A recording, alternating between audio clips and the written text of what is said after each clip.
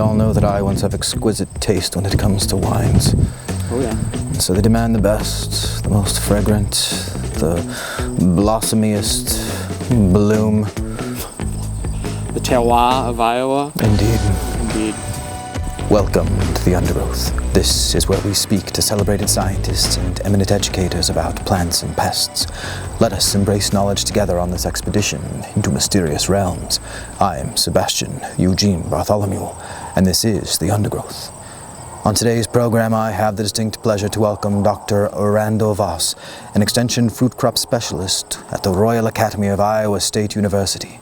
We will be discussing grape pest management, including foliar diseases, phylloxera, and fruit rots.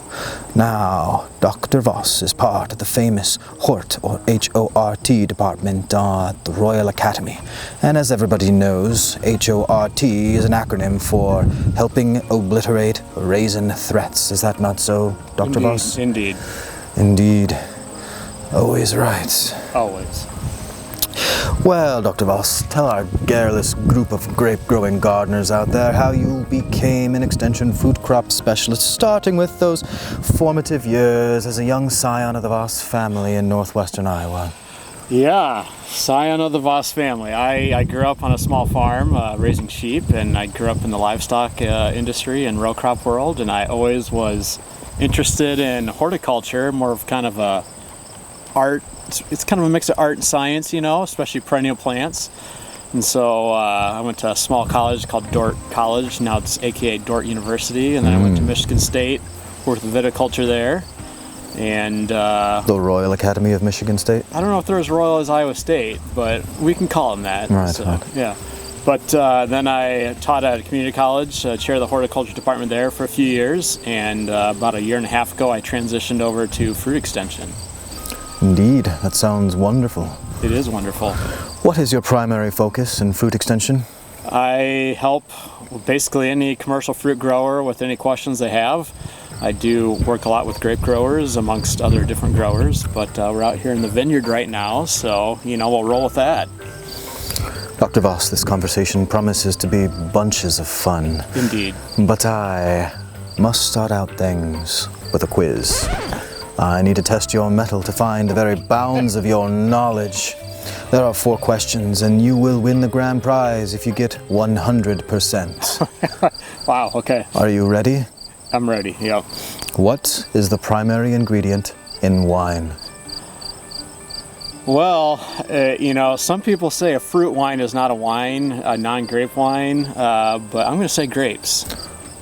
25% so far. We'll see if he succeeds on the rest of these very, very telling questions. Dr. Voss, what is the primary ingredient in raisins? Seedless grapes. Oh my.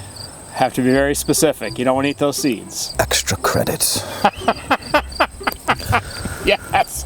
50% so far. Whew. He may just win the prize. Dr. Voss, what is the primary ingredient in grape juice? Grapes. Indeed. Generally Concord grapes. Do I get more extra credit? Extra credit indeed. Okay. The grand prize doesn't get grander, but you still win regardless. Are you ready for the last question? Yep. What is the primary ingredient in grapes? Ooh, yeah, well, water, probably, you know, and second to that is probably sugar, so water. Water. Ding, ding, ding, ding. If there's a drum roll, you can add it back in the edits or something like that later, but he wins the grand prize. What, may you ask, is the grand prize? It is your very own copy of At Field's End, the pictures and poetry of plant disease, which tells the story of corn and soybean and kudzu in poetic format. Treat it well. Did you sign it for me? It is not signed, sir. Afterwards.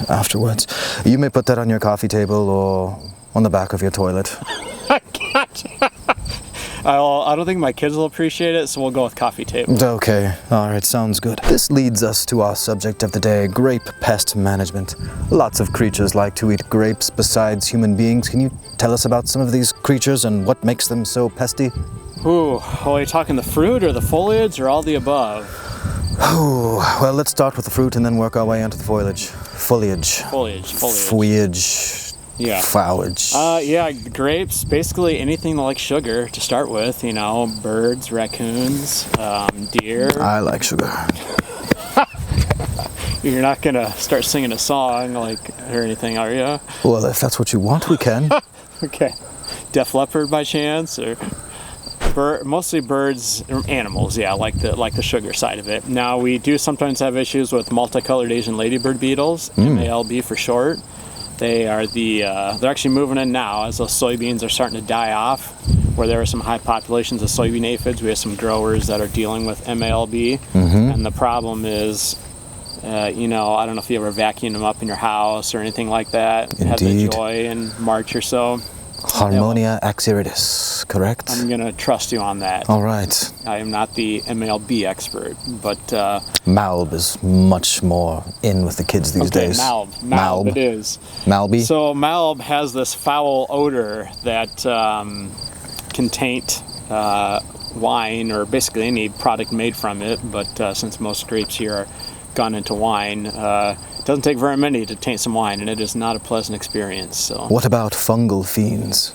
Ooh, fungal, yeah. We have a lot of bunch rots out there, and that can be tricky to identify. So botrytis is the one you hear a lot about. Okay. And some people call it the noble rot, which we can talk about later. Sour rot is a really bad one. This year we haven't had that. That's usually a wet year where fruit will ooze and opportunistic yeast and bacteria will move in and make these vinegar-like aromas. Not pleasant in wine either. And then other fruit rots, phomopsis is another common one too that can sometimes move in wet years. There's more, but those are the main ones. Okay. All right, now tell us about some of the underground denizens. The underground denizens. Phylloxera is probably the one we think about when we talk about underground pests. I mean, nematodes can be issues too, but phylloxera is probably the most famous pest, and it's native to this country and spread all over the world. And the grapes here are fairly resistant to the root form, to the point where we don't graft them, we don't worry about the root form, but a lot of the European grapes or hybrids that have a lot of European genetics in it, we have to graft or do other things to prevent phylloxera from taking over. It also moves into the foliage, so it's another one of those, the multifaceted pests. Oh my. So grape growing seems like a complex adventure full of all sorts of things that a grower must manage in order to bring a bountiful harvest for winemaking in the fall. I'd say that you said it right, yeah. Man. Well, let's dive a little bit deeper into some of these pest issues. What can you tell us about phylloxera? Well, it's kind of an aphid-like insect, more or less, and like I say, the root form will attack the roots and form these gall-like structures on it. And these grapevines here probably have some on the roots, but they're fairly tolerant to it. They can outgrow it. Now, don't go dig on one up or anything, but the European ones don't, but these do get the foliar form of phylloxera, which, if we had to choose one, the foliar form is probably less damaging than the root form. Okay. We generally always see some out here, and basically these insects will lay eggs on the leaves, and they'll form a little gall around it, and they'll just keep perpetuating parthenogenically throughout kind of a lot of the season, just oozing out clones of themselves to take over these leaves. Resistance is one way to manage phylloxera. Yep. What are some other ways to manage this grape pest? Sometimes we do use some pesticides. We try and catch it early in the season and get that kind of first generation to knock down so that it doesn't kind of implode after that. So build exponentially. Build exponentially, yes. Delay the plague, is usually how I look at it. They're going to move in at some point, but we're just trying to delay it. We can also do hybridization. Okay. So, like I mentioned, the grapes from the U.S., North America area adapted with phylloxera, so they're more resistant to it. And so when phylloxera first moved into Europe, for example, well, first of all, they did some wacky things to try and prevent it from taking over, but they also hybridized the European grape varieties with these North American one to try and develop resistance. So what are some of these stories of early European attempts to manage phylloxera onruts? Again, I wasn't there. That was like in the 1800s, but one book talks about they would bury toads under each vine. Living or dead? Again, I wasn't there, but there is a book that documents this thing that... Dry or squishy? I don't think it worked either. Right. So yeah, that was one of the wackier stories I've heard. All right, moving on from phylloxera. All right, tell us now about some of our powdery or downy foliar blights that one sees on the leaves. You know, downy and powdery mildew have the same name, but they're not related. You know, powdery mildew is not the same fungal group as downy mildew. Downy mildew is no mycota, and it needs water to spread. And it can really infect any time of the year. This time of year, there's actually quite a bit of it. Versus powdery mildew, the initial infection starting out the year needs water to infect, but after that it doesn't. It can spread in dry conditions. So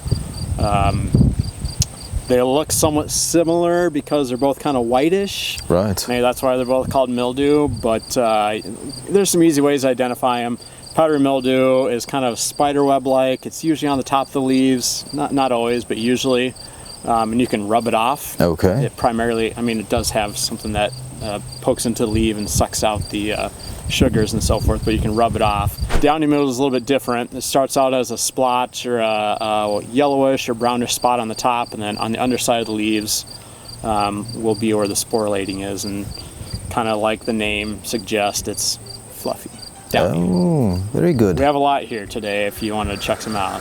Oh, I think that I'd like a tour later. Okay. All right, Hannah, how does one manage this group of diseases? So there's some critical time periods where we want to avoid this getting on the fruit. And so we typically scout, especially this time of year, but just prior to bloom to just after bloom is a very critical time period where a lot of diseases will infect these grapes, and we don't know about it till later.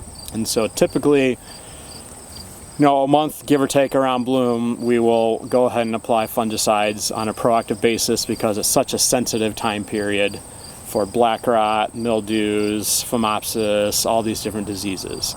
Once the berries become resistant, which is about a month or so after bloom, we tend to take we would check the weather because that's going to maybe lead us to believe what may spread. So wet weather, downy mildew. We know what varieties are more susceptible, so we'll go scout those varieties first, and then if we think it's necessary, we'll apply fungicides. So most of the year we're on a scout and approach, but there is a critical time period early in the season where it's just too risky for most varieties to not treat. Right, indeed. So many of the things you're discussing sound like the process of integrated pest management, where you are scouting and becoming aware of the various creatures that are trying to infect and eat your grapes, and mitigating it by planting resistant varieties and getting out and scouting and making the decision to pull the trigger on sprays based on what is the most riskiest. Yeah, and one thing we have going for us is all these hybrid varieties are much more disease resistant than the European varieties. So, they may not have the big name like Riesling or what have you, but if we try to go Riesling here, which wouldn't work, they'd die from the winter, we'd have to apply a lot more pest control products than these varieties out here. Indeed. Botrytis. Botrytis, yes. What is botrytis? It is another fungal disease that it can't attack the foliage, but that's pretty rare.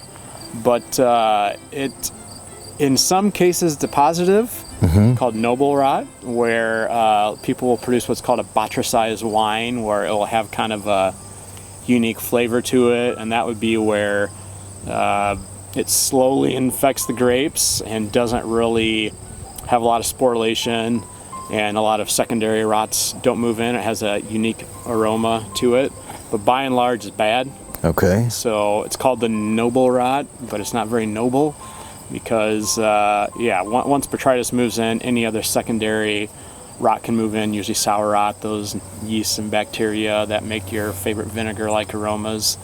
But botrytis can move in lots of different times. At bloom, at veraison, which is when the grapes turn color, at harvest. And so the tight clustered varieties is where we're worried about this. Oh, less air movement. Less air movement, and be like lots of little kids in a small classroom, spread germs very quickly. Yes. Versus if you're social distancing in a cluster, there's less spread. Right. What are some practical ways that people can manage grape pests, Dr. Voss? Sunlight is very important, sunlight and airflow. So we try and manipulate the canopy so that the fruit gets about 50% sun. Oh. We don't want 100% sun. Naked grapes are not good. They'll get sunburnt and the fruit will get too hot and create color issues and all that. But so we try and orient the canopy so there's good airflow. We don't want 3, 4, or 5 layers thick of leaves. We'd like a couple so that we get dappled sunlight in there. Oh. Dappled sunlight. Yeah. Dappled sunlight. We want a site that has some wind movement generally, if possible. And we want to have the appropriate amount of yield. If we stress the vines out too much by leaving too much fruit on them, that kind of predisposes them to being unhealthy. And conversely, if we put too little fruit on them, they grow what I call a big shady mess, and there's so many leaves that the sunlight doesn't get inside the canopy. So it's a balance of yield is what we're going for. Wow. I know, I'm good at this. Yes, indeed. We are truly blessed at the Royal Academy to have Dr. Voss as part of our extension team. What can you tell us about vineyard pruning and why is it important? Well, if you think about where a grapevine lives in the wild, it's like a forest edge type plant, and the bulk of the plant is in the shade. And so just a little bit of that vine in nature produces fruit, the part that's in the sun. Here, when we're managing them in a vineyard, we're trying to get excellent exposure, and so vines will overbear. And so we take off usually 90 to 95% of all the canes every single year to get the right balance. I know it's a bit drastic. Drastic is probably draconian. Yeah, it's not like Jeff Isles pruning where you're just pruning here a little bit there. We go at it. Right, he prunes with his soul. I must prune with vengeance, I guess, then. Sometimes they're the same. True.